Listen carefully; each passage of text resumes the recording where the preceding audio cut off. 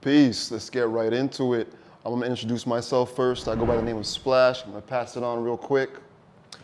Peace, everyone. Peace to the viewers. Hotep. My name is Jaden Keon Ogé-Maxwell.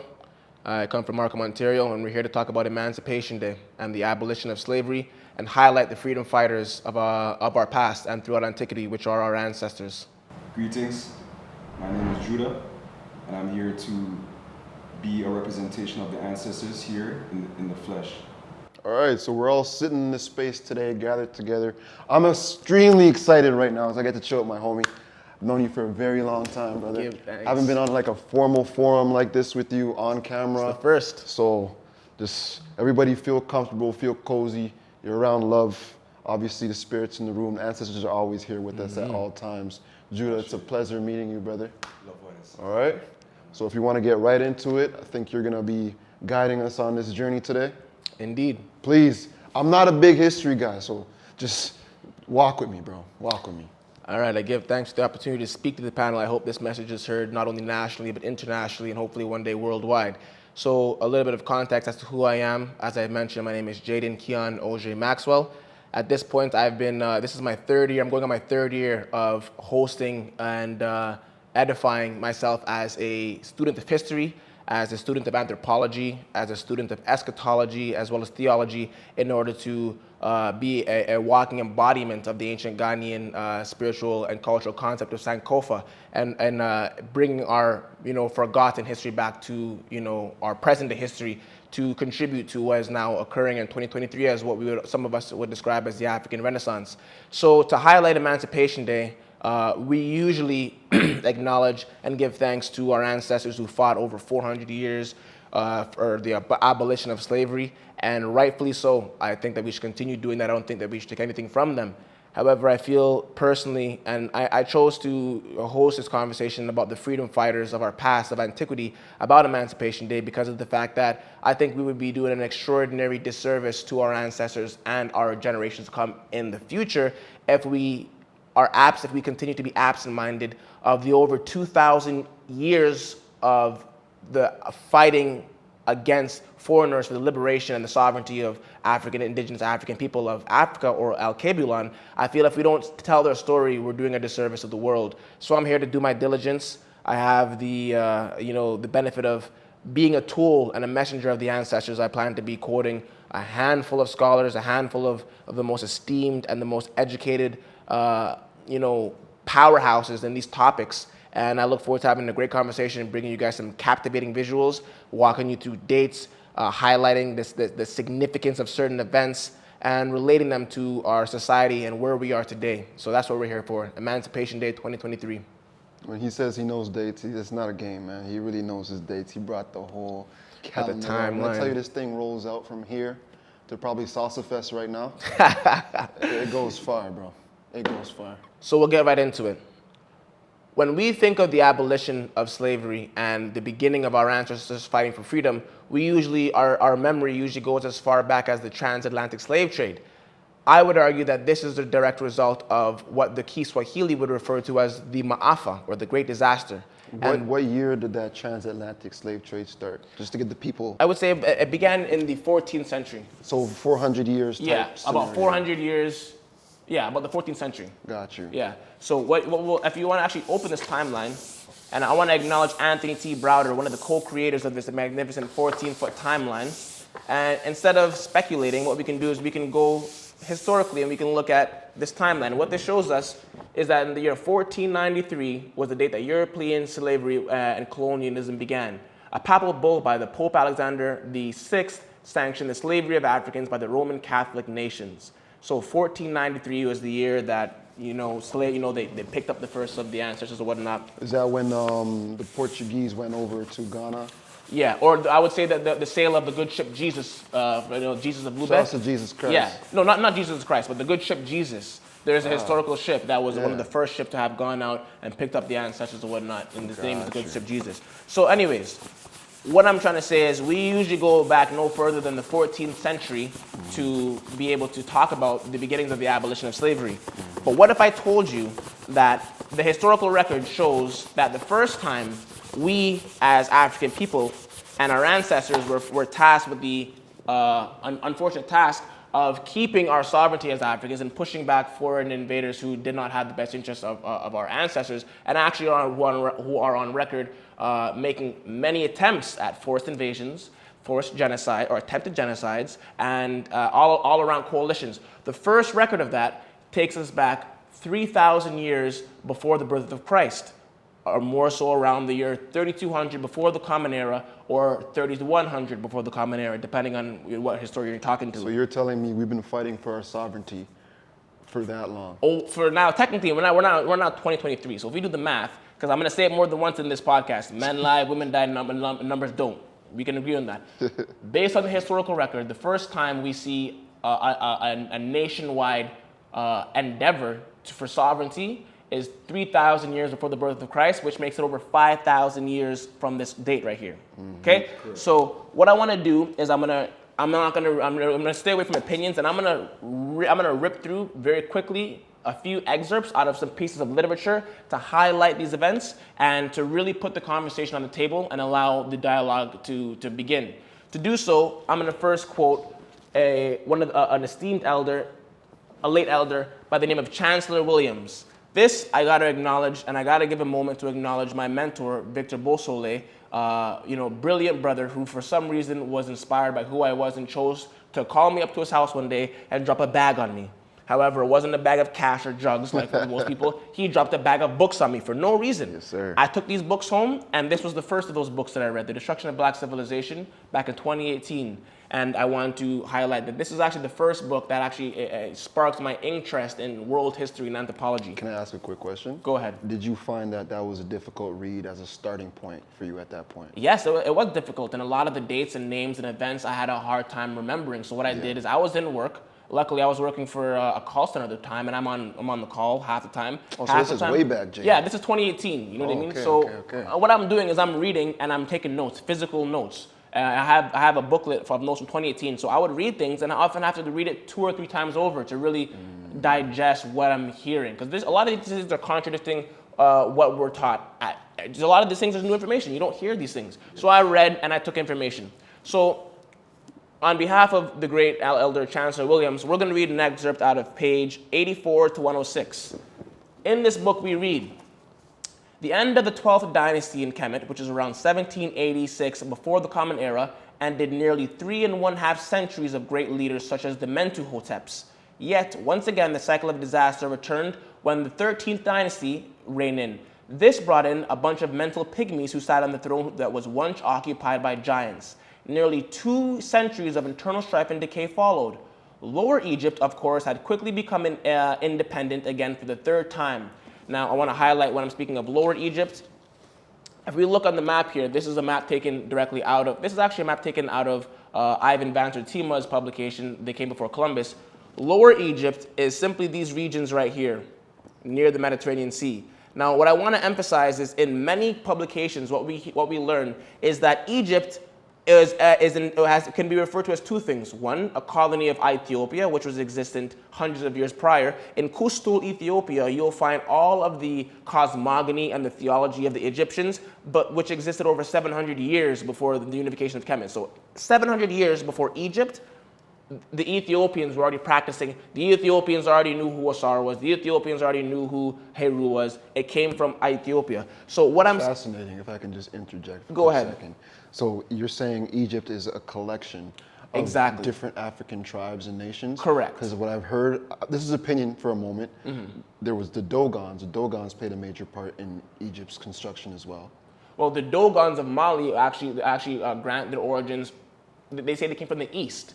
And now what you have to, now when we talk about migrations, what we can say is that whether we're looking at the Dogons, or we're looking at the Yoruba, or we're looking at the people in Egypt, or we're looking at the magnificence in South Africa, what the signs and symbols of primordial man show us and the historical records show us is that all life began in the central regions of, central and eastern regions of Africa and migrated. You know, they began in the central regions. We'll get into it later, but yeah, so what I would say is that I would argue that the Dogons and the Yoruba are none other than the same stock of ancient prehistoric Africans, which we can find, their interactions upwards of 200,000 years in the past, and then migrating southwards, westwards, northwards, and people in the whole world. Got you. Yeah. So what I'm suggesting is that Upper Egypt and the borders of Ethiopia around 3200 BC came all the way up south near Aswan, to the source of the Blue Nile and the White Nile, as well as the Atbara River that is near Lake Tan in Ethiopia. Okay? You guys can look at this if you want, just so everyone can get a visual of that. So, a period of turmoil was also the opportune time for the great armed invasions. Among these invaders were the Hyksos, the children of Israel, according to the historian Josephus himself, a very notable and noteworthy historian. The invasion of the Hyksos in the 17th century BC was ruthless and aimed at nothing less than the extermination of the indigenous Egyptians and their replacement by the Israelites. They did not succeed in doing this, but settled down to rule the country as the 13th and 16th dynasties and stayed on as a powerful influence for over 400 years. Keep that in mind, 400 years, okay? Now, this is a depiction. It's quite a theme. It's a continuous theme. Yeah, 400 years. We're going to talk about it at the end. Now, this is a depiction out of one of the temples showing a depiction of the invasion of the Hyksos. Now, as you can see, clear physical characteristics that are different. They're not of the same kin and class. They have different hair. They have different skin pigmentation. Now, what you see here is many legs of horses. I mean, you have a very advanced system of chariots. And you see that there are individuals running in and hordes en masse with weapons in their hands. So unless someone would have to argue why we have weapons in our hands. If we're peaceful and we're looking for harmony, I don't suspect to see masses of hordes of foreigners with weapons in their hands. What time period was this? I would argue that this is around the 17th century before the Common Era. Anywhere from 1730 before the Common Era to 1680. You have to give it a few decades of wiggle room because I wasn't there. But towards the end of the 17th century before the Common Era and the beginning of the 16th century, you have a recorded invasion. It seems like there was a continuous battle between the melanated and the non-melanated individuals. Unfortunately, yeah. And what we learn is that from the beginning of our interactions with foreigners, we'll refer to them right now as Eurasians to be appropriate and respectful, because it's a mixture of Asian as well as European and Caucasian. From the fourth millennia, 4000 before the Common Era, there's been a constant back and forth turmoil. And I would also argue, which I'll speak on later, that I wouldn't always argue that it's necessarily always a racial thing, but it's towards the underprivileged and those who are, nomadics and looking for food, to the wealth of the Nile Valley.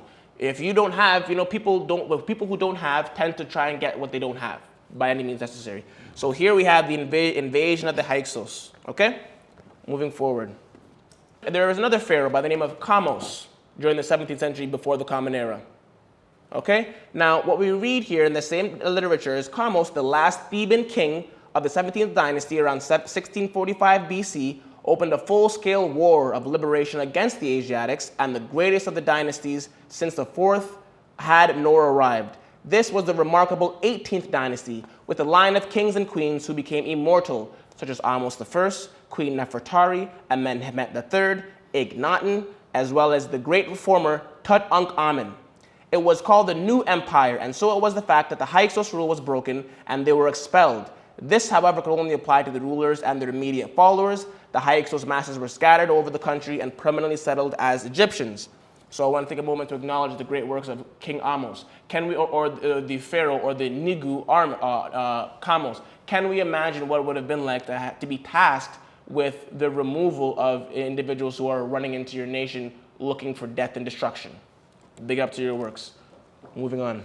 I feel like it might be simple for him. How do you figure? Because based on what you mentioned regarding people who have less and the richness of that empire at the time. Actually, with that argument, I assume you're right. The strategy would have been maybe overestimated, but it's so simple that maybe it was taken for granted.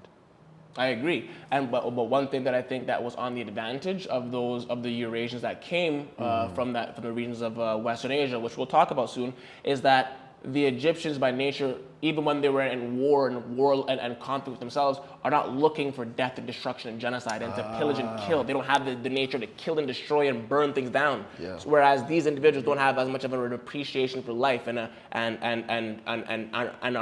are not as in touch with nature, and so that for that reason there's less of a handicap that's preventing these people from running in specifically for death, destruction. Women, children, cattle, everything's dead.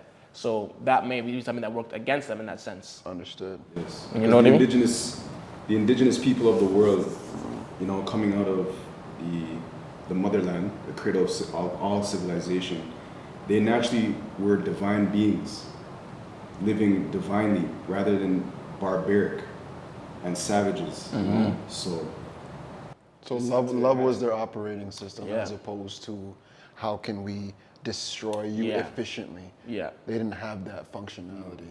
Understood. Indeed. Okay, so now we're going to talk about Narmer, the famous Narmer, the Ethiopian king of the unifier of Upper and Lower Egypt. So moving on, this is a depiction out of destruction of black civilization of King Narmer.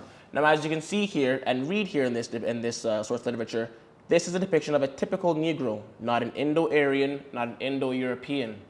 Now, on pages 59 to 63 of that same literature, we learn the northern sector of the Ethiopian Empire had been the object of world attention from the earliest of times. The fact that it was the center of the crossroads from all directions leading into Africa from Asia as well as Europe. This also explains how the Asiatics came to occupy and control a fourth of Lower Egypt before the unification of the two lands. Now, speaking of the unification of two lands, I want to highlight, get this guy back here.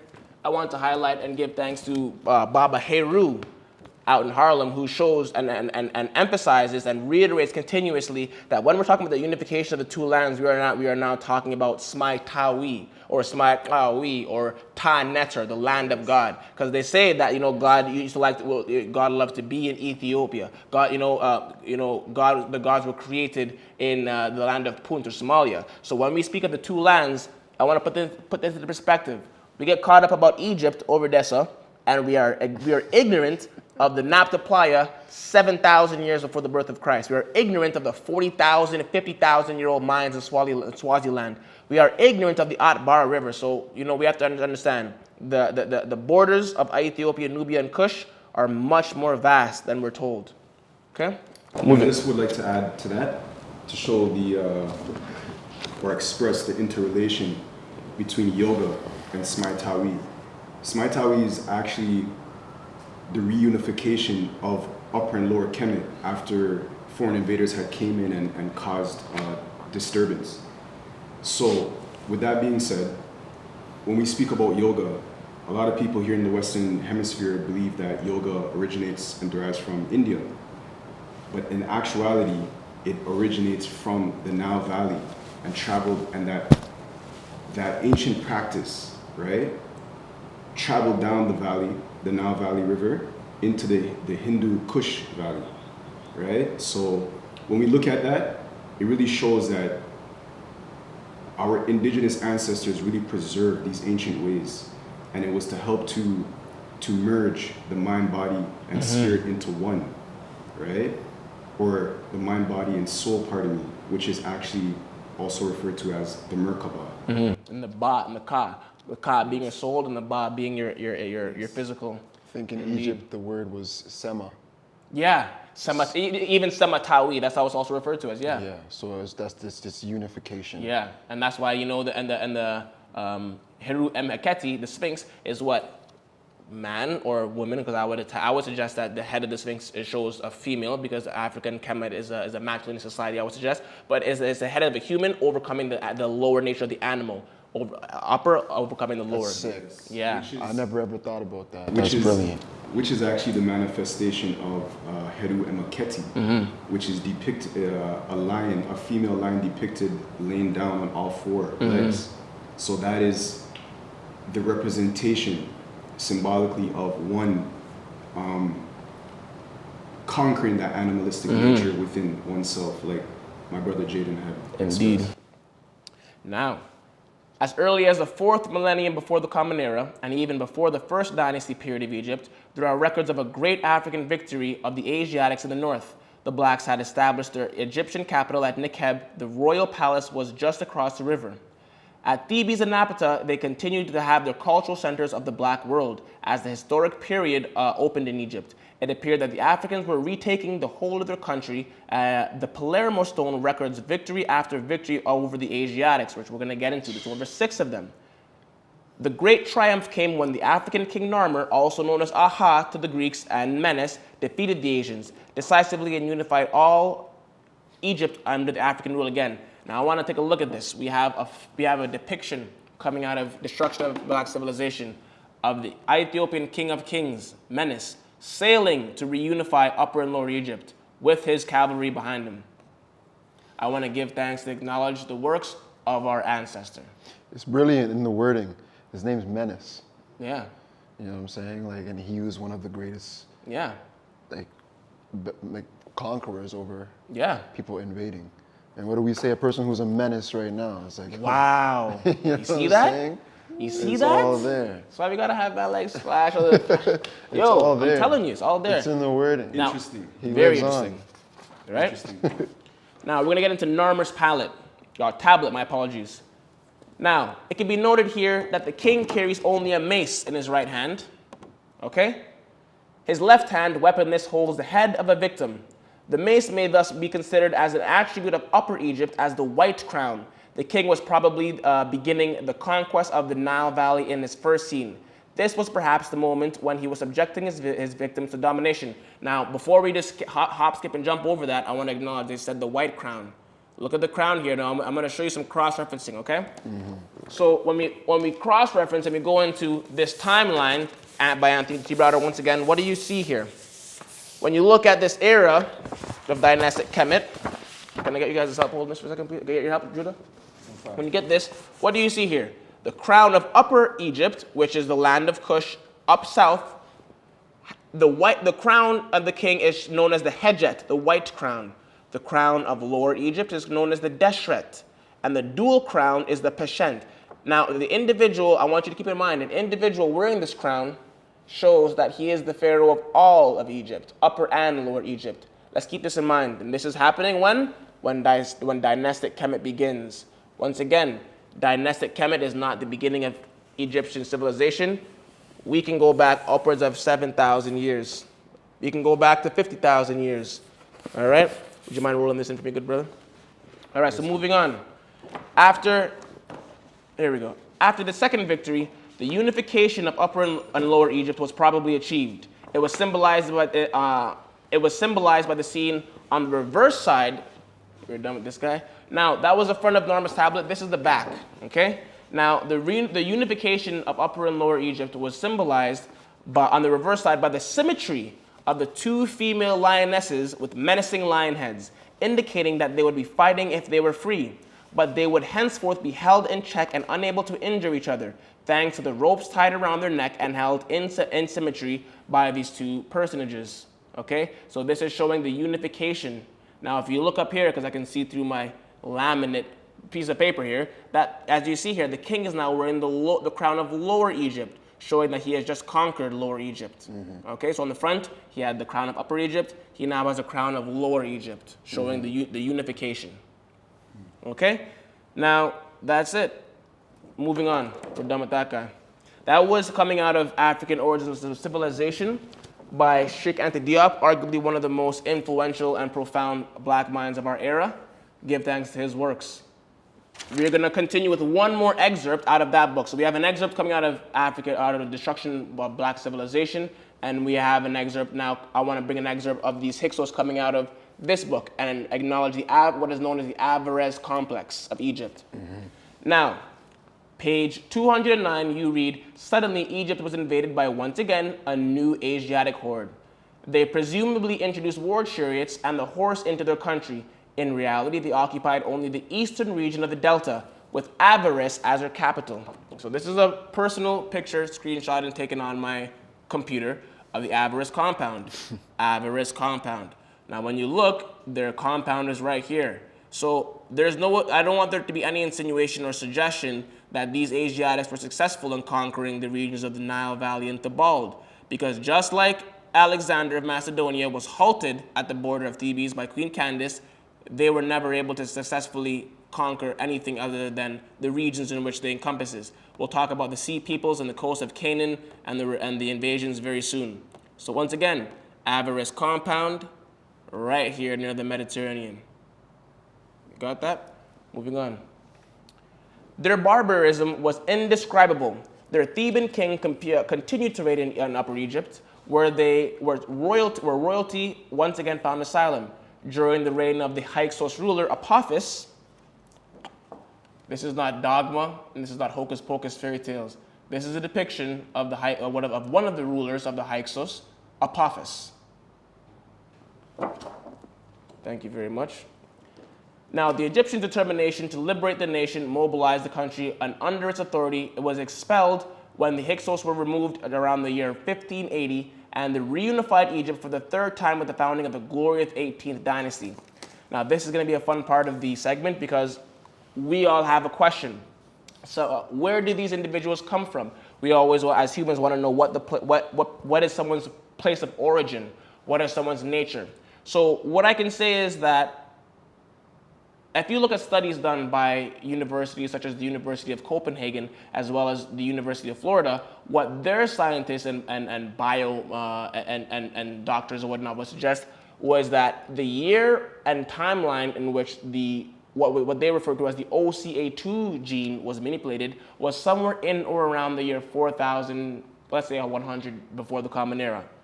Now, why that's significant is because when you study the glacial epochs of our world, you come to learn, and I want to big up to people, to elders like Ivan Van Sertima, as well as Professor Kaba, Booker T. Coleman. Booker T. Coleman. Yes, sir. And part of the reason why I have this fabulous map, which I'm about to get out and show you guys, is because I have more of an appreciation for the cartography of the landmass and the events of what might have happened during these 4 glacial epochs. So the history goes that there was 4 glacial epochs, and before the 4th glacial epoch, there were only existing what people would refer to as Bantu or Hottentot or flat-nosed Negroids on the planet.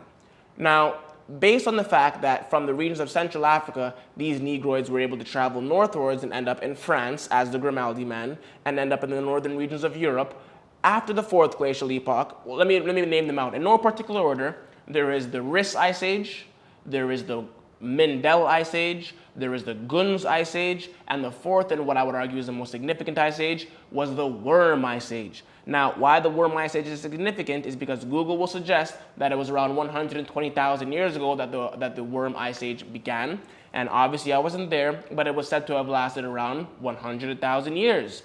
So what happened during this ice age is there are parallels and laterals around the Earth. Now, what is said to have happened during this ice age across the 51st parallel of the Earth, cutting off Italy, cutting off the northern hemisphere, there was said to be a sheet of ice upwards of half a mile or a full mile thick across this lateral of Earth. Now, I want us to ask ourselves, and I brought this analogy up earlier, if we put on a rubber band or an armband on our wrist and we prevent it, and we don't take it off for a week, it doesn't have sun for a week, we take it off and that part of our skin is lighter.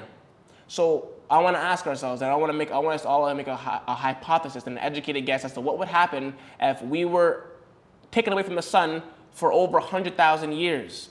It is in this ice age period and glacial epoch that I would argue the adaptation and and consciousness adapting to its surroundings would kick in. Now you start having albinos, Negroids birth without melanin, because you don't need melanin. You don't need an inflared nostril in an area where ice is going to freeze your nose. You don't need, in the central regions of Alkebulan, where there's an immense amount of sunlight, you need melanin to absorb the UV. You don't need it behind a sheet of ice for 100,000 years. There are plants that have rich in chlorophyll. Yeah. I had the journey. I had an opportunity to have a great journey from here in Canada, in Toronto, all the way to Miami. What you notice is the vegetation, the agriculture changes. There's thin leaves here. Mm-hmm. I did this in winter. No leaves, nothing on the trees. You start going south, the Carolinas.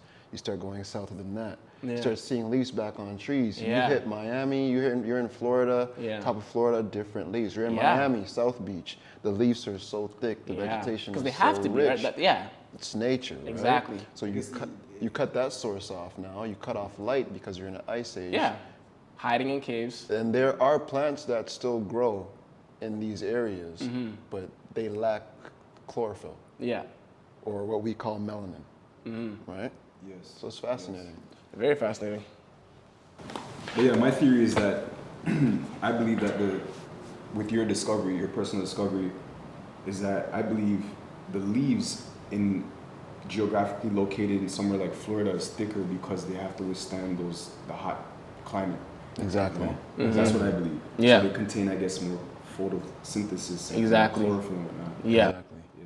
So now, one other question we want to, as I said, now I want to quote another piece of literature from Dr. Joseph Benjamin Yinakinan, You Africa brought all Mother. the books out today. You're not playing. Yo, and I finished this and I documented this as well, every page. So what we'll find is on page 349.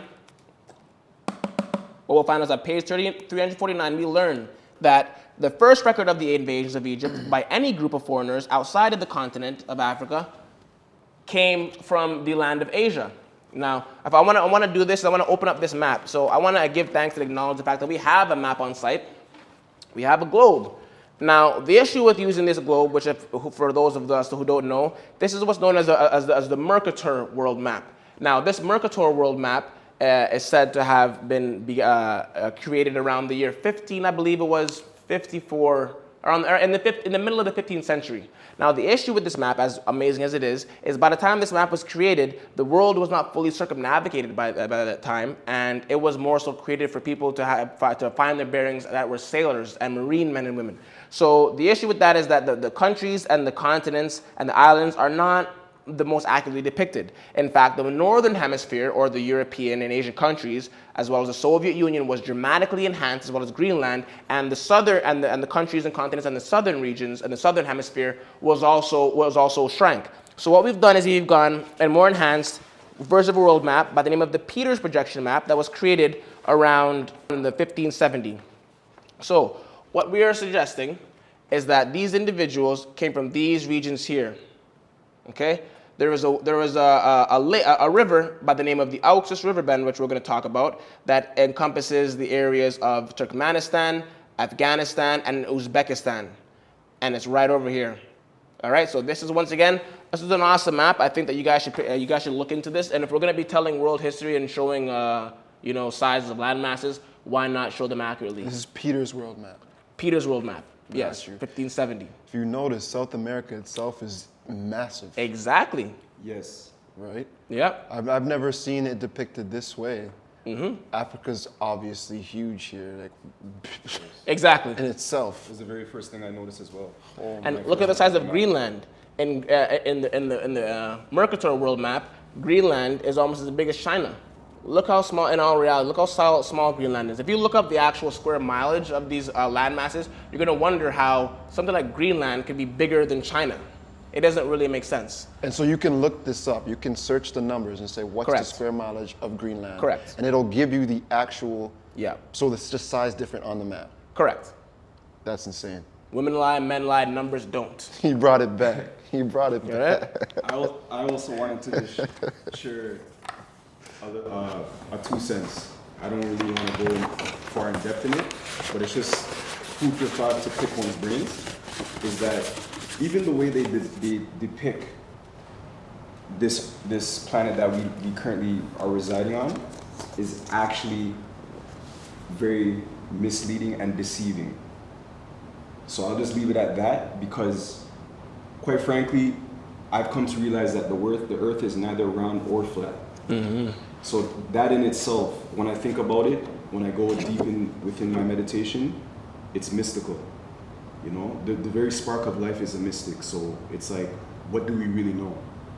Unless we can actually see the full spectrum, then what do we really know? Indeed. Yeah, we all have different perceptions. So Don't do this to me right now, brother. Don't we do all this have to me, different man. perceptions, and I thought it was either round or flat. Now you're telling me it's a triangle. Like, what are we doing right now? well, technically speaking, You know, being a student of the teachings of Dr. Phil Valentine. Shout outs to Phil Valentine. Phil Yes, He sir. stated that Metaphysician. the earth is a Metaphysician. flat plane. As well, I've also heard the Honorable High Priest located in Antigua by the name of Priest Isaac. He also said the same thing. You know, so it's just a perspective. Perspective, for sure. Not saying, not expecting ones to be persuaded and, you know, switching their outlook on this planet that we live on. It's just a perspective. Love that. Yeah. So real quick, I want to show you, this is another picture off of Google. I want to keep a note. So if you Google the Auxus River Bend, it's going to come up as the Amu Darya. And the Amu Darya courses, there's a body of water here, and it courses through, where is this? Afghanistan, Turkmenistan, and Uzbekistan.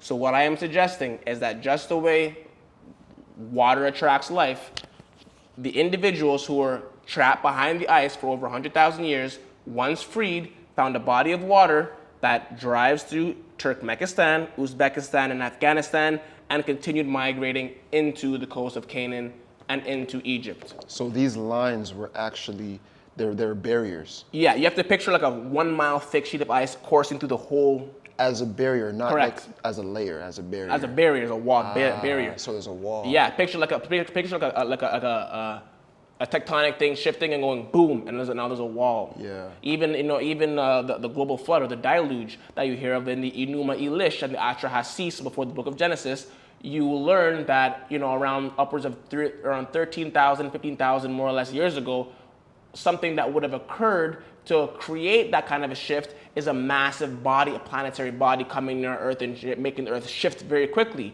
What could that body have been? Was it Planet X? Was it Nibiru? I'm not here to suggest. So wait, what are you telling me right now? You're saying, first of all, so before I am the way, the light, the sound, there's books before that. What I'm suggesting is that the implications of the Council of Nicaea in the 3rd century and the implications of various amount of texts, such as the Gospel of the Holy 12, such as the Atrahasis, such as Enuma Elish, such as the Book of Adam, genealogy, such as various books. What I'm suggesting is that there are indeed source literature, such as the pyramid text over 700 years before Abraham, that you will be able to trace biblical narratives directly from. I actually made a discovery by the help of Shaka Amos in the House of Consciousness, so shout out Shaka Amos, that if you actually look into a piece of literature known as the Wisdom of Amenemope, what you find is that the book of Proverbs, the book of Job, the book of Hebrew, the book of Matthew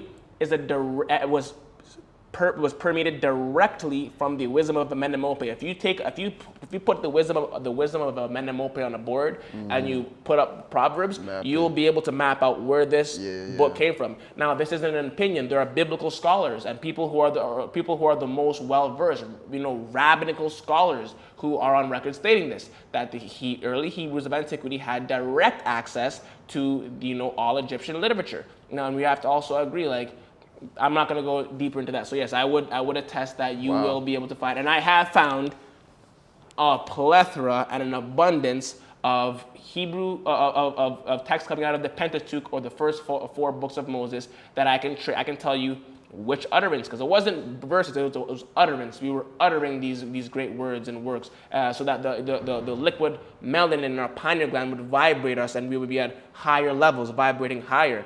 So yes, I am suggesting that we can and we will source that literature back. We've done this. All right. Emancipation Day conversation. Emancipation Day. Man. Word sound consecrates Word power. sound. But just to add on to the point that Jaden was making is that even another example, when we look and examine the wisdom teachings of Ptah-Hotep, right, which is actually the very first book ever published.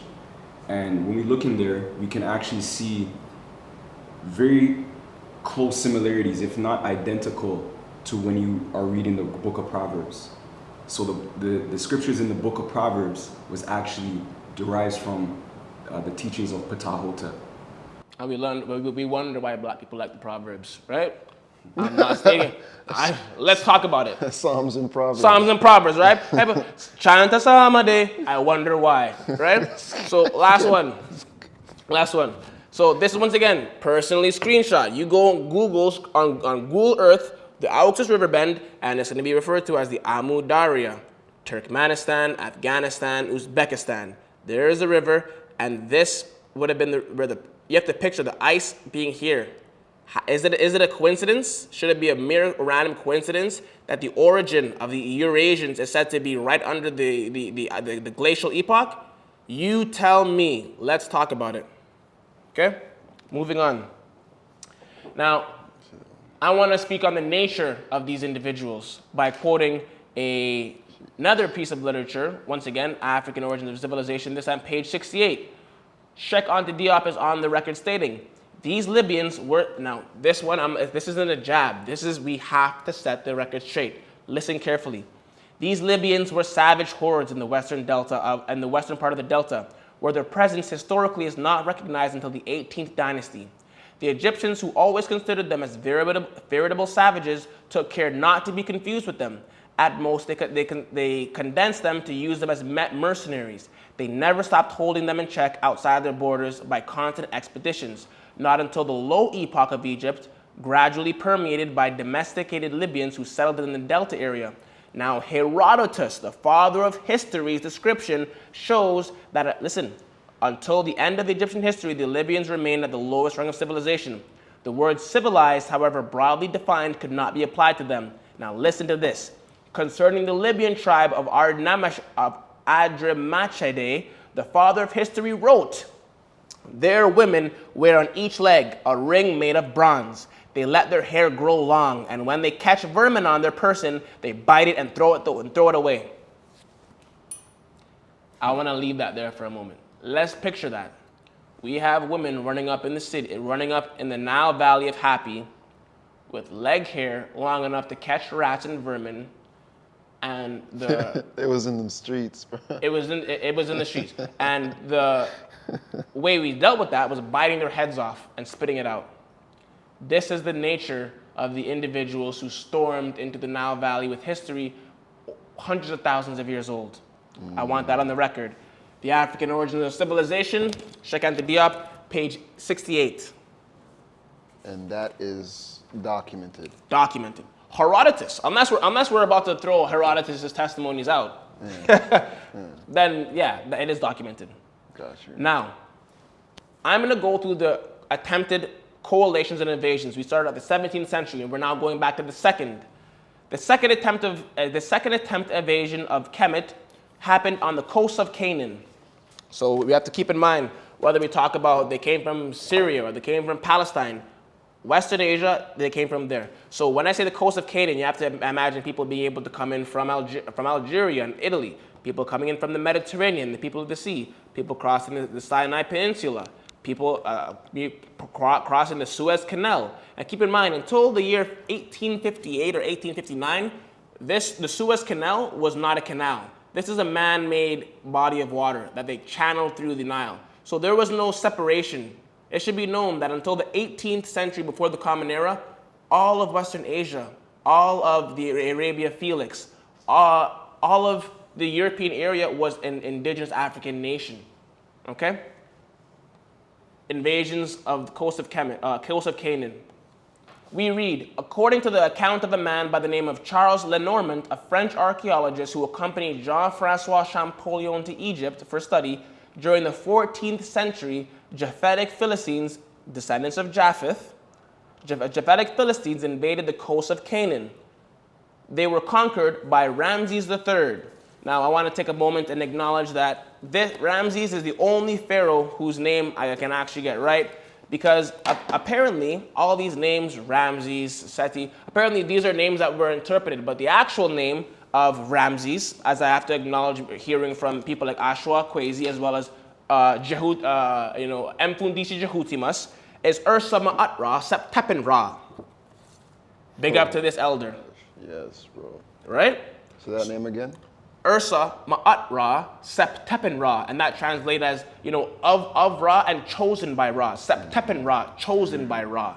So I want to put these, I want to big up to the elders. So in the 14th century before the Common Era, 1,400 years before the birth of Christ, Ursa Ma'at-Ra Septepen-Ra, ruler of Upper Kemet and Lower Kemet, right? You see the crown? Deshret, Hedjet, right? Speaking of the crown, if we take a good look, there's people within this modern day age who actually wear this crown, right? In resemblance, or they're trying to Emulate. thank you, right? But it could never emulate this. No. And I'm referring to the Roman Catholic popes, Yep. right? Yep. So everything that we see of today, It has a source. it has a source and derives from somewhere. It has an origin. Symbolism is very powerful. Very powerful. Indeed. Ursa ma'at ra, septepin ra. Bro, if you say that one more time. I be telling my kid, I'm like, call me Ursa ma'at ra, septepin ra.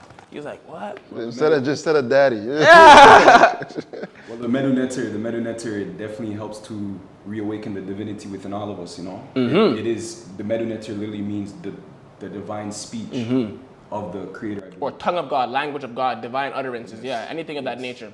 So they were conquered by Ursa ma'at ra, septepin ra, who destroyed their fleet and thus removed any possibility of their return by sea. The pharaoh, or Negus, was compelled to find a way to relocate an entire people deprived of a means of departing. He gave them land in the Philistines and they settled there.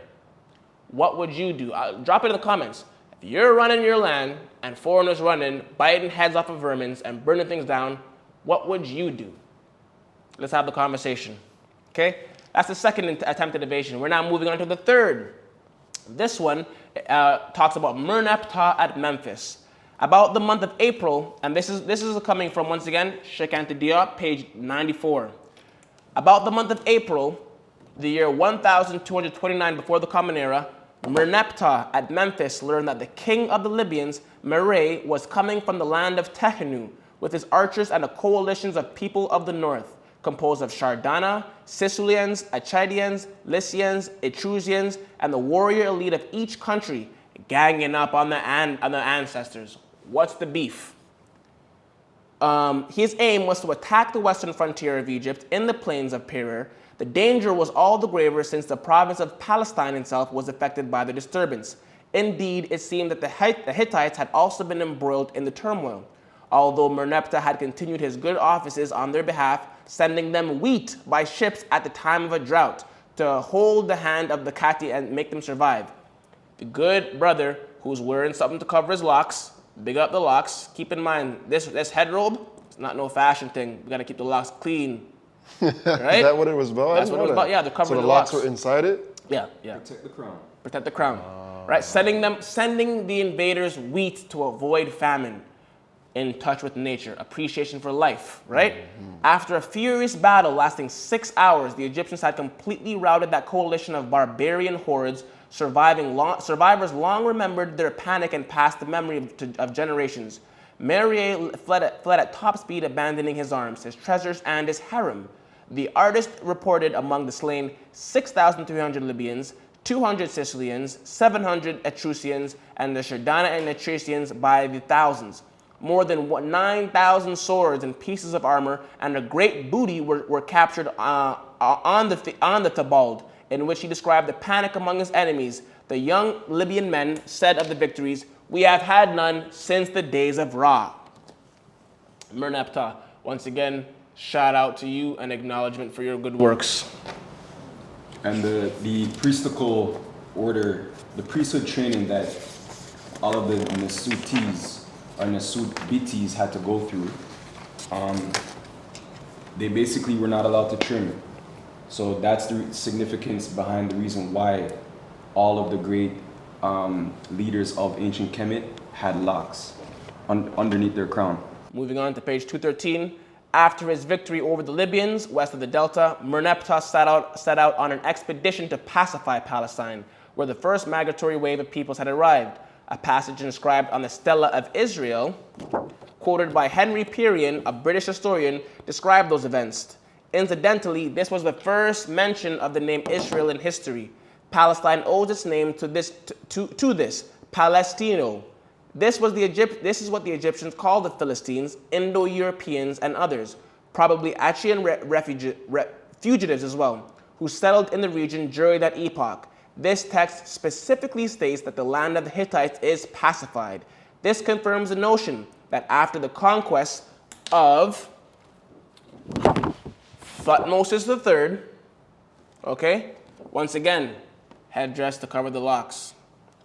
After the expeditions of Thutmose III in the 50th century before the Common Era, the Hittite land never ceased being a vassal of Egypt. Merneptah once again sent them wheat to avoid famine, just as a colonial power today might do for its dependencies. All right? Profound works. Thank you very much. That was the third invasion. We are now moving on to the fourth out of 6 invasions, okay? The fourth attempted invasion of the Sea People. But before we get ahead of ourselves, this here is an aerial view of the mortuary temple where the Stele of Israel was found of Merneptah. Once again, this isn't dogma, hocus pocus, or abracadabra. This is documented historical information. Thank you very much. Now, from the year 2010 to 2005 before the Common Era, Seti II reigned and succeeded temporarily in restoring law and order. Shortly after, Egypt sank into anarchy and insecurity under the great feudal lords. This lasted until the second of the great 12th dynasty came about during the 12th century, 1200 before the Common Era. After he had reigned for 2 years, his son Ramses III succeeded him under the extremely difficult conditions. He had to face a new invasion of sea peoples by land and sea, as we saw in the depiction of the coast of Canaan, coming from land and sea, by the Palestinian Philistines. He reinforced the Egyptian fleet assigned to defend the mouths of the Nile Valley. The most formidable coalition ever witnessed during antiquity was formed against the Egyptians. It comprised of the whole group of Eurasians who had been unstable since the first migrations. They set up their immigration camp north of Syria. Thanks to a superior organization, the Egyptian armed forces scored a dual victory on land and sea over the Second Alliance. The fleet of the people of the north was entirely destroyed, and the invasion route through the delta was cut. At the same time, a fifth coalition of the same Indo-Aryans was being assembled again in Libya against the Egyptian nation. Big up to Pharaoh Seti and his locks. Big up to the ancestry of Kush and Ethiopia, Nubia. Keyword, a big reason why you see a lot of symbolism behind the cobra in ancient and pre-dynastic Egyptian and Kemetic cosmogony and theology is because the cobra was symbolic spiritually of conquering, of your inner strength. The cobra is one of the only animals that has no limbs but can stand up based on inner strength and look a 6-foot man in the eye. There is also a representation of the symbolism and the representation of the cobra and the vulture, whereas the cobra represents one of the hemispheres of the brain and the vulture represents the other, being masculine and feminine. So once again, this is symbolic thought. Okay? Pharaoh Seti II. Give thanks and acknowledge your works. Fifth attempted invasion, the defense of Phoenicia. Ramses III then carried his defenses to Phoenicia on the northern frontier of the Egyptian Empire. He took a personal command of the fleet and near the Palestinian coast. He annihilated the fifth coalition in the year 1191 before the Common Era. We have the dates. This disaster was unprecedented. The enemy fleet was totally destroyed to prevent an escape. A new force of labor was now available, but more important, he was not able to export an entire people into Egypt, so he settled them on the very land where they had been defeated. This was the origin of the Philistines. These people were definitely demoralized after that setback, yet we can understand that after all the upheavals, to what extent the ancient ethnic groups must have been disrupted all around the Mediterranean, except for Egypt, which alone had been able to repulse the Indo-Aryan invasions. Now, this is the last result. Meanwhile, the Libyans in the western part of the delta were organized. Yet another coalition of the sixth was directed against the black Egyptian nation by the Indo-Europeans. Once again, Ur-Sama-Ut-Ra Septepen-Ra defeated them at Memphis in the year 1188 before the Common Era. So we just defeated them in 1191, and 1188 they're back again. Yo, man must be tired. After that date, the Eurasians never again revolted against Egypt, but they tried by every means possible to infiltrate peacefully and to settle there as serfs or semi-serfs working at various kinds of manual labor, as farmers, especially in the Delta. Now, I want to take knowledge that there's a piece of literature that I haven't purchased as of yet by the name of The Year Civilization Was Destroyed. by a man by the name of Eric Klein.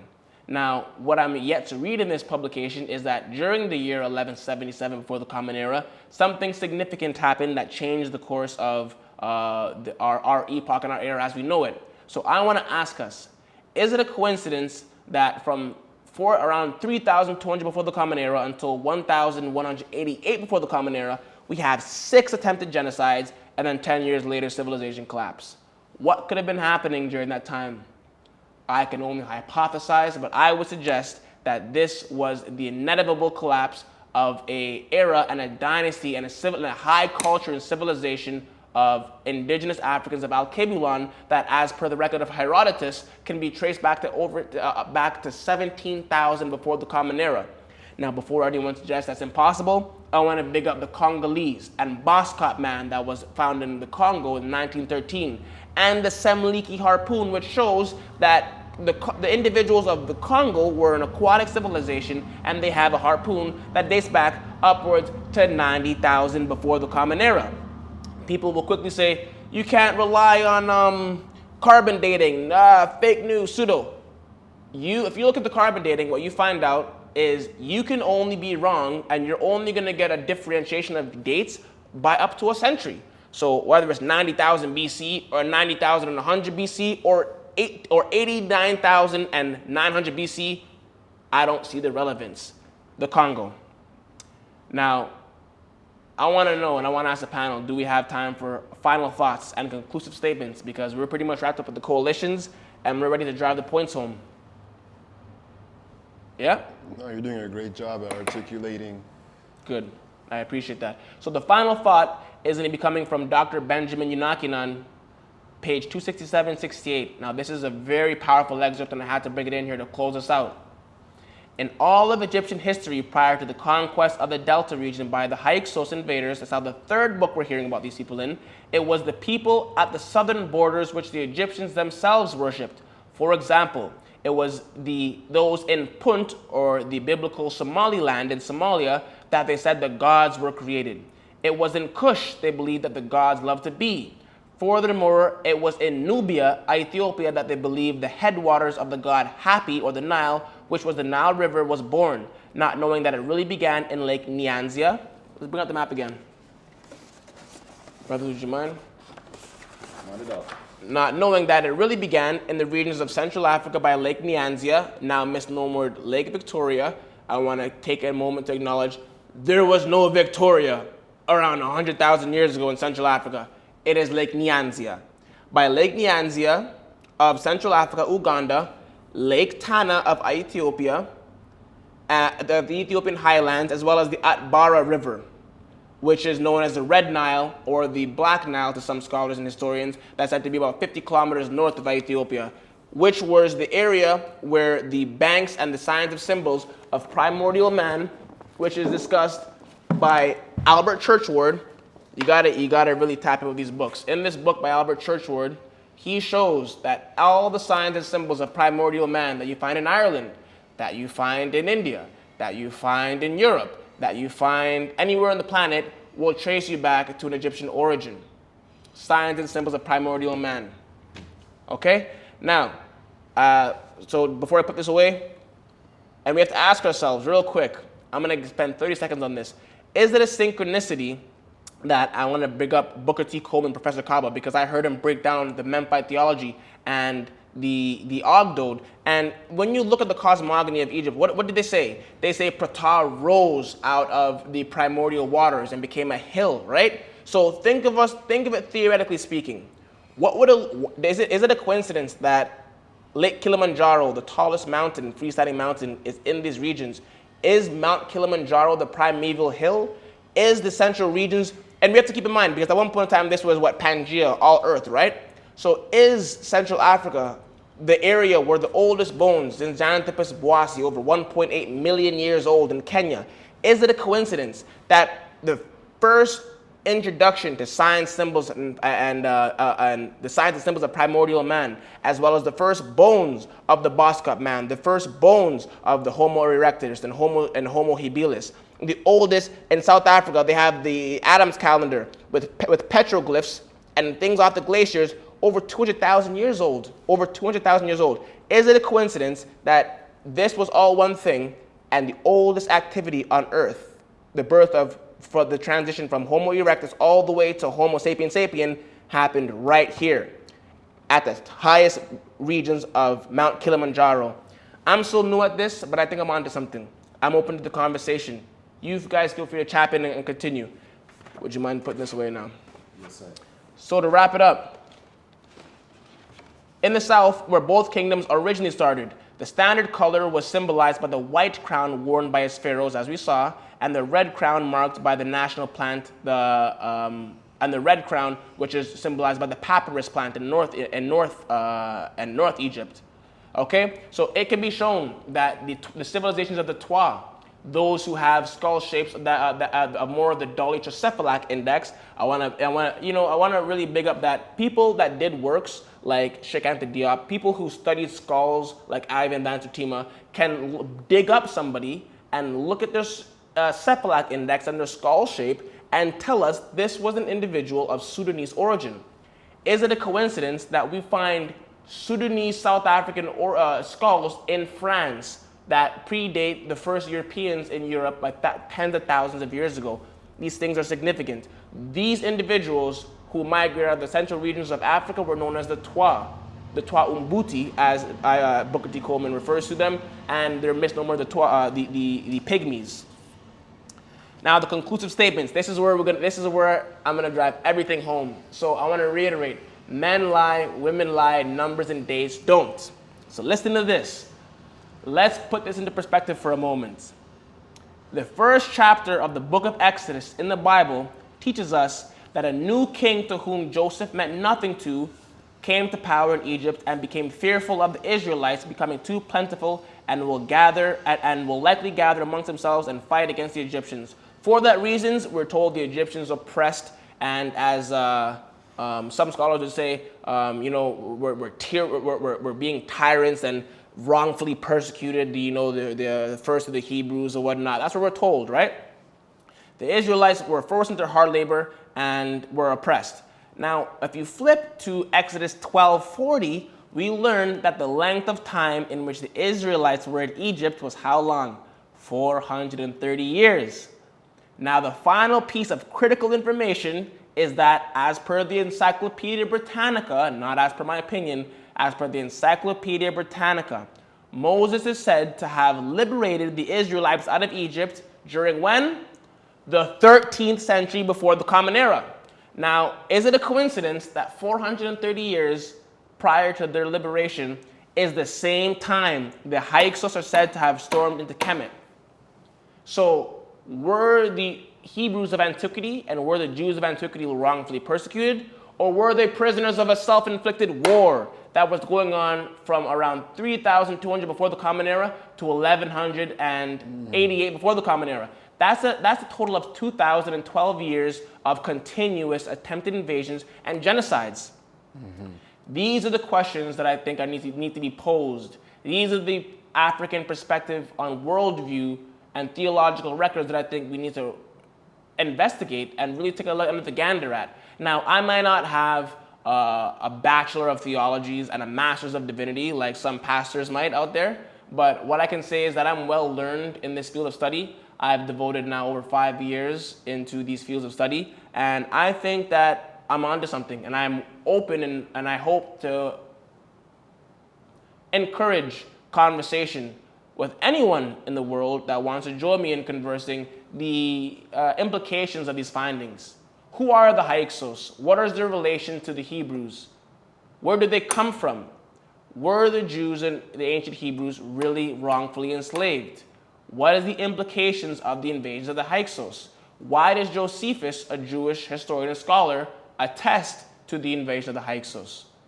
Why is it that these individuals and Eurasians have weapons in their hands, storming the land? Why is it that we learn in the Bible that the Hamites of old were peaceable? Why is it that we're not acknowledging that these foreigners and nomads were given not only part of the land, but a best part of the land? And I guess it wasn't enough.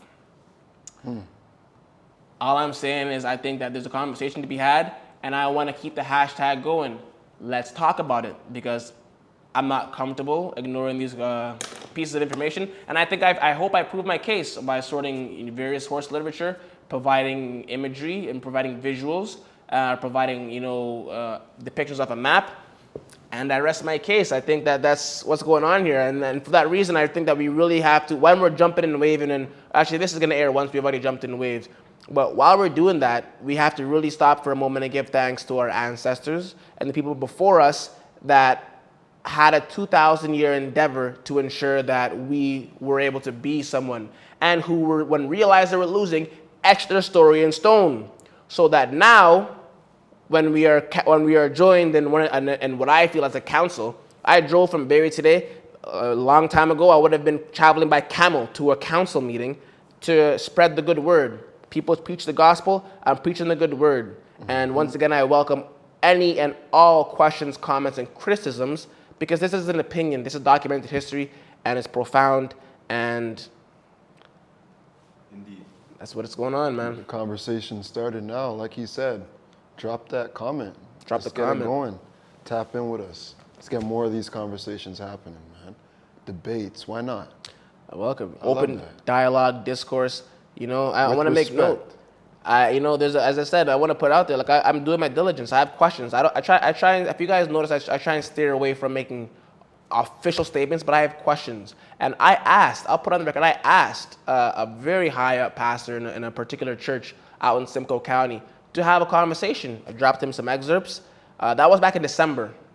We are now in July, and I haven't heard back from him. So, Understood. yeah, man. I mean, you said it first, man. You said facts are facts. You hit us with the line. You said women lie, men lie, numbers and don't. dates don't. You dropped all the dates you could. You educated me. I learned something. I got a great takeaway. I got to go do some homework after this for sure, brother. I give thanks, I yo. really do. I mean, there's one question we really have to ask ourselves, and it's why were we not taught these things in school? Why don't we see these things depicted on the big picture films, in movies and whatnot? And that's for the simple fact that the truth is what will liberate us and set us free. So they've been hiding this truth. They've been hiding this ancient history from us, which is our ancestral story, not his story, right? And it's for a reason, and it's because they don't want us to know ourselves. Because when you come to know yourself is when you understand yourself. It's a fact. And with that said, peace and love, man. It's been a great build with you brothers, man. Appreciate you guys for having me on the panel. Give thanks and Much praise. respect, man. Yes, brother. Pa. And pa. Jeez. Until the next one, man. We appreciate you. We're in Set and Film Studio right now, man. In the land of Tahaka, the land of Kufu and of Nema. Invader coming to the Deblo and Upper Ethiopia. Buried and covered by sad more kingdom than them can remember.